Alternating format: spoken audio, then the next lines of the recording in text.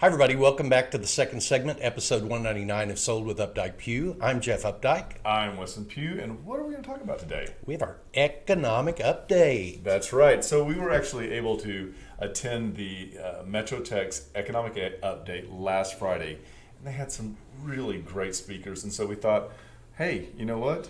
We should present this to everybody. And it was funny because when I was reading the Dallas Morning News on Sunday, one of the reporters had actually attended, and they were taking and quoting some of the speakers, and some of the things they were talking about, I had actually written down. I thought, very unique. Yeah, hopefully that's kind of what we're hitting here. We've got 12 slides to show you. We're going to go through them very quickly because I know how boring that can get. The first segment of our presentation was done by Dr. Jessica Laus, who is the NAR Vice President of Behavioral blah, blah, blah, Consumer Behavioral, blah, blah, blah. She was great, and she was hysterical. She was really good. Good job. This was one of the first slides she presented, and I thought it was really interesting because this shows that the amount of the percentage of income spent with each generation on each of these items. And as you can tell, the first one's housing, blue, and it's gone from 29% in the younger boomers, which is kind of where I roll into, and all the way up to now it's increased to 35% with the younger millennials. And I remember it being 31 for my generation. But I think also what's interesting is that as you see how the amount of income going towards your housing has increased, the amount of income going towards your transportation has decreased. Mm-hmm. So either ride shares are happening more and more, or fewer and fewer are actually getting cars in their driver's license. Yeah, and I mean, the cost of insurance and just maintenance, I know a lot of people that live in really super urban environments, that they're not going to buy a car. They don't have to pay for parking, blah, blah, blah. The other thing I found really interesting was how much more people are now having to spend on education than they were before. And would we factor that too? College tuition. Mm-hmm. I think that's student loans. Huge factor. Yeah. So let's talk about typical down payment right now among home buyers from 1989 to 2021, and it has changed. So the blue line is first-time home buyers, and in 1989, the typical down payment was about 10%. The typical down payment now is down to 7%, meaning a lot more people are taking advantage of those, right. 3.5% down FHA loans, 3% down conventional. Bank of America has rolled something out that's now a zero down payment loan. Yeah.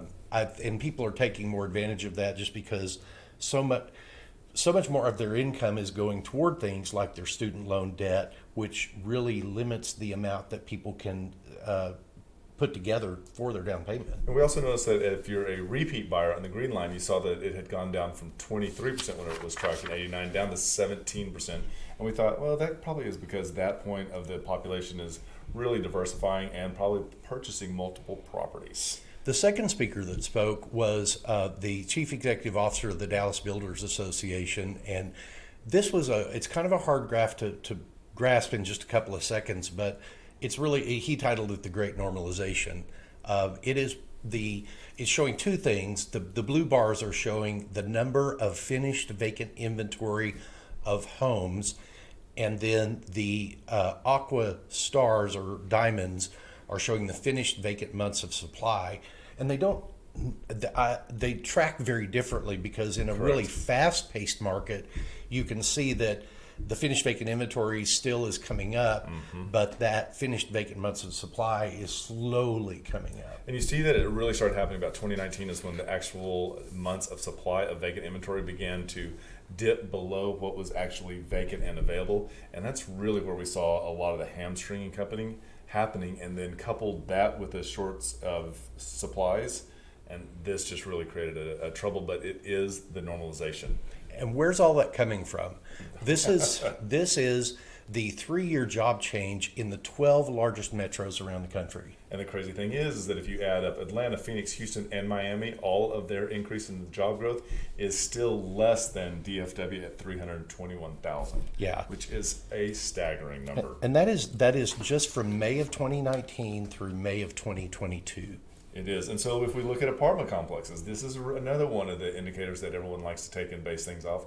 And ranked by the number of units under construction at just the mid-year alone, DFW had 56,000 units coming up. That's crazy. It is, and that's why we joke and say that the state bird of Uptown is the tea crane. That's true.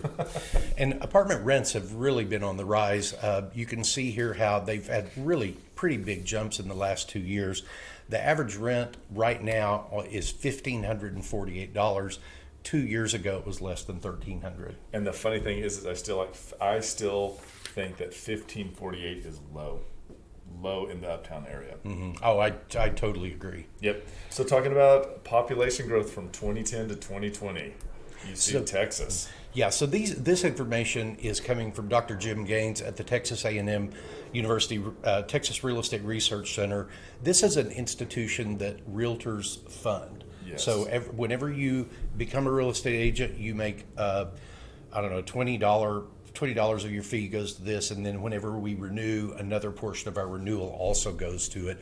So it's a very nonpartisan organization that just looks at data. And it's so interesting is if you see 2010, it was 25,000, move forward to 2020, 29 million, and that is a percent increase of 15.9. That's a 4 million person increase over that 10-year period. And the interesting thing is that he says that our increase up into 2030 was going to beat what they were projecting. Yes, it's really crazy. So the last part of our presentation was done by Steve Brown, and we love Steve Brown. The articles are really done well.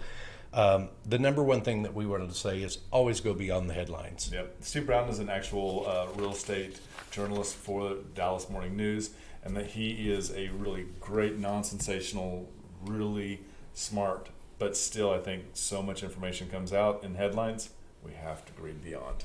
So median days on the market starts ticking up. We are currently at about 16 days on the market, and that is really the number of days from the time that the property goes on the market until it closes. I think it's really interesting that this is a national survey, and we can look at Dallas County like we did in the first half of the show on Market Watch, and the median was 13, so it is a real number right now.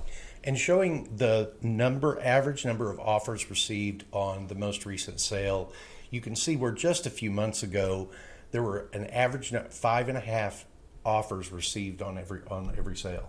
And that is a lot. And still we're at 2.5. Yeah, that's still a very healthy market. it is Very quick. Yeah, the market's still there. It's just we're going from 170 miles an hour to 100 miles an hour now. And we're getting pricing more accurate. And this was an interesting thing to me about the buyer waived contingencies. There's two primary contingencies in a contract. One is your appraisal, and the second is your inspection. And you can see there was a point in the market there where roughly a third of the people were waiving both the appraisal and the inspection. I would think that this will continue to dip down in majority of the properties. There still will be the outliers where this becomes a reality, but I think that again is going to be for those properties that are one of a kind or are super clean and priced to move. Absolutely. And then their last slide is talking about the first-time home buyers and their household composition. So you can see the blue line there is the number of married couples that are first-time home buyers, and that number is down from the 80s of 75% down to about 50% right now. Unmarried couples is going to be that orange line. That has gone up to about 17%. And what was the other thing that we noticed in here? So we always say that there single women buy so much more than single men do, and you can see that right there in the 17 to 11%, which is almost 50% more women buy than men that are single. Yes. And that is a proven statistic. And you could break that down. We won't do it today, but we could break that down even further in the demographics of those men. So I hope you found this helpful today. We've kind of rushed through information. We'll make all the slides available if you'd like. If you have any information or any subjects you'd like us to talk about, just put them in the comments below. We'll be happy to do that. And remember, we want to be realtors for life.